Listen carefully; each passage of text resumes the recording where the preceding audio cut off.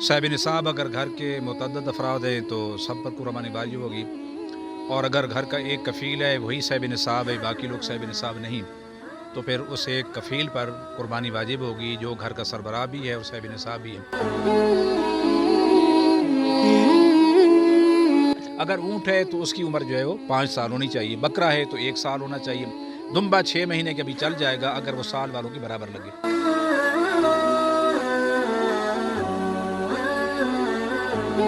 नाजरीन, मैं हूं आपका मेज़बान राजा मोहम्मद सोहेल और आप देख रहे हैं न्यूज़ अलर्ट गुजरात। नाजरीन, ईद कुर्बान की आमद है, चंद दिन बाकी रह गए हैं। आलम इस्लाम में जो है वो मुसलमान सुन्नत इब्राहिमी को अदा करेंगे।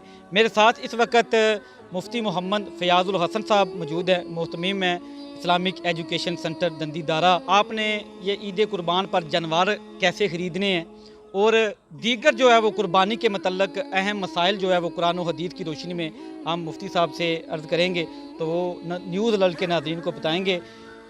मुफ्ती साहब, सबसे पहले तो ये बताइएगा कि कुर्बानी किस पर वाजिब है। ये तो सवाल होते रहते हैं, पता है, लेकिन कुछ अहम सवाल आज हम करने जा रहे हैं कि कुर्बानी जो है वो अक्सर कहते हैं कि घर का जो वाहिद कफ़ील है या घर का जो सरबराह है उसे कुर्बानी देनी चाहिए, जबकि एक ही घर में अगर उसकी बेटी बैंक में जॉब करती है, बेटा अलहदा जॉब करता है, वो भी जो है वो बाप से ज़्यादा जो है वो कमाते हैं, तो इस हवाला से क्या होगा?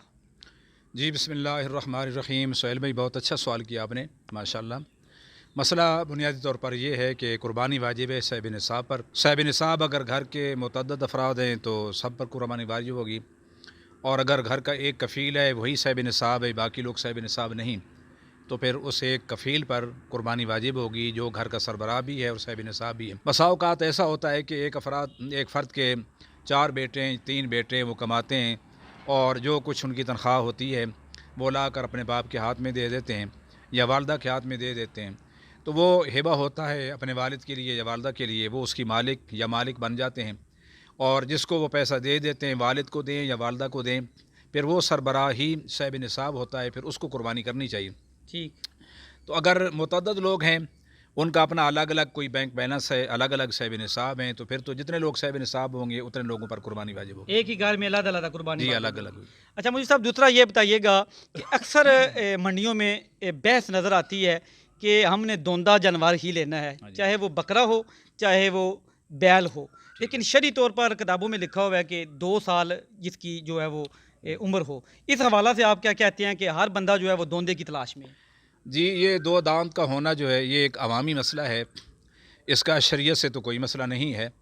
शरीयत में तो सिर्फ ये, जैसे आपने ख़ुद भी फरमाया कि अगर गाय है, भैंस है, तो वो 2 साल का होना ज़रूरी है, बेशक उसके दांत अभी न गिरे हों। हो सकता है दांत उसके पहले गिर जाएं और 2 साल उसकी मुद्दत पूरी न हो, तो फिर उसकी कुर्बानी वाजिब नहीं होगी। जैसे बच्चों में, इंसानों के अंदर बाज़ बच्चों के दांत जल्दी गिर जाते हैं, बाज़ के देर से गिरते हैं, जानवरों के अंदर भी ऐसा होता है, तो दांत का कोई एतबार नहीं। इस्लामी महीनों के एतबार से गाय और भैंस की अगर उम्र हो गई है 2 साल, दांत नहीं भी गिरे तो उसकी कुर्बानी हो सकती है। दांत पहले आ गए लेकिन 2 साल मुकम्मल नहीं है तो कुर्बानी नहीं होगी। अगर ऊँट है तो उसकी उम्र जो है वो 5 साल होनी चाहिए, बकरा है तो 1 साल होना चाहिए, दुम्बा 6 महीने के भी चल जाएगा अगर वो साल वालों के बराबर लगे। मुफ्ती साहब, बाद इलाकों में कुछ जानवर ऐसे होते हैं कि उन्हें जो है वो रस्सी नहीं डाली जाती, वो बाहर ही रहते हैं पूरा पूरा साल, तो जब कुर्बानी का टाइम आता है तो वो जब घर में लेकर आते हैं कुर्बानी के लिए, तो वो थोड़ा सा बंदों को देख के घबरा जाते हैं और भाग जाते हैं बाहर, बिदक जाते हैं, जंगलों में चले जाते हैं। तो पिछले साल भी सोशल मीडिया पर कुछ ऐसी वीडियो देखी हैं कि उन्हें बंदूक के ज़रिए जो है वो मार कर तो फिर ज़बह किया गया है। आप इस हवाला से क्या कहते हैं? जी, इसके बारे में ये है कि बुनियादी तौर पर तो अगर जानवर काबू में है, कब्ज़े में है, उसको आसानी से गिराया जा सकता है, बंदे की गिरफ्त में है, भाग नहीं सकता, उसको गिरा सकते हैं आसानी के साथ, तो फिर तो उसको फ़ैर मारना या इस तरह की कोई हरकत करना वो बिलावजह अज़ियत पहुँचाना है जानवर को, और गुनाहगार होगा बंदा फ़ैर मारने वाला।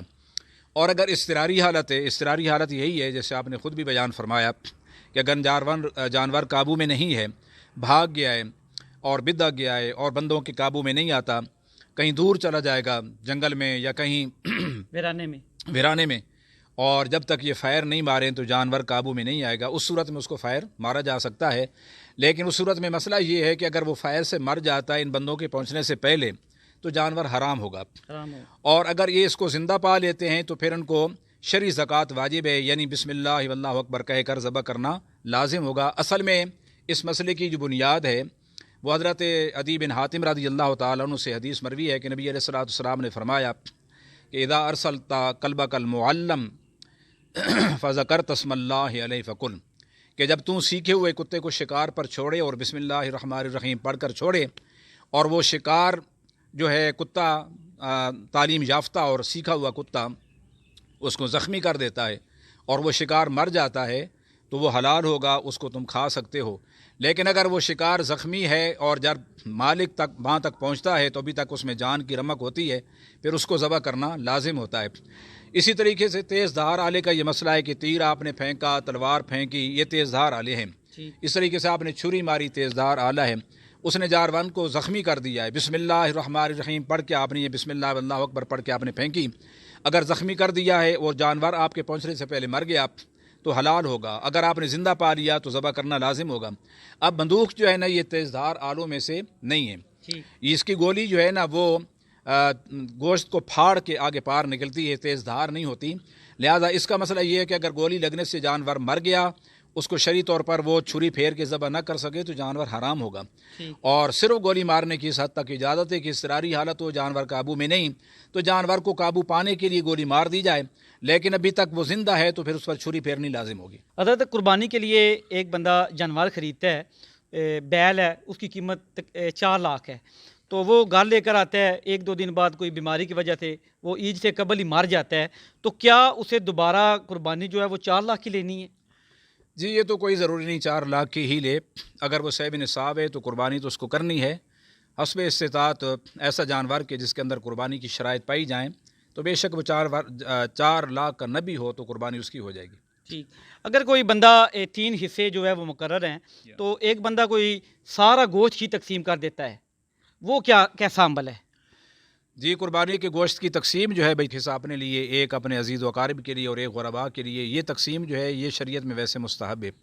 اگر کوئی صاحب جو ہے وہ صاحب عیال ہے، اس کے اپنے افراد خانہ بہت زیادہ تعداد میں ہیں، تو سارے کا سارا گوشت بھی اگر وہ اسٹاک کر لے یا فریزر میں رکھ لے، کسی کو نہ دے نہ بانٹے تو کوئی حرج نہیں، گناہگار نہیں ہوگا، سال بھر کے لیے خود بھی استعمال کر سکتا ہے۔ ٹھیک، تو اگر وہ سارا گوشت جو ہے وہ تقسیم کر دیتا ہے، اپنے لیے بالکل ہی رکھتا، یہ کیسا عمل ہے؟ یہ تو پھر افضل ترین صورت ہے ٹھیک کہ اگر وہ سارے کا سارا گوشت جو تقسیم کر دیتا ہے غرباء میں، تو یہ تو ایثار کا جذبہ ہے، یہ افضل ہے، کار ثواب ہے، لیکن اس صورت میں بھی جائز ہے کہ اگر وہ ضرورت مند ہے تو سارے کا سارا گوشت رکھنا چاہے تو رکھ بھی سکتا ہے۔ ٹھیک، تو وہ تو قربانی تو اکثر پڑھا جاتا ہے کہ قربانی جی غرباء کو گوشت تقسیم کیا جاتا ہے، تو وہ سارے کا سارا اگر گوشت رکھ لے؟ قربانی میں اصل بنیادی طور پر جو ہے وہ اراق الدم ہے، یعنی خون بہانا مطلوب ہوتا ہے۔ ٹھیک، تو جب اس نے اللہ کے نام پر خون بہا دیا، اس کا واجب ادا ہو گیا، باقی گوشت کا وہ مالک ہے، سارا کھا لے، اس کی مرضی، سارا تقسیم کر دے، اس کی مرضی، ہاں بیچا نہیں جا سکتا قربانی کا گوشت۔ ناظرین یہ تھے قربانی کے متعلق اہم سوال جو مفتی صاحب نے قرآن و حدیث کی روشنی میں ہمیں بتائے ہیں۔ اللہ تعالیٰ امت مسلمہ کی قربانی اپنی بارگاہ میں قبول فرمائے۔ مزید خبروں اور اپڈیٹ کے لیے دیکھتے رہیے نیوز الرٹ گجرات۔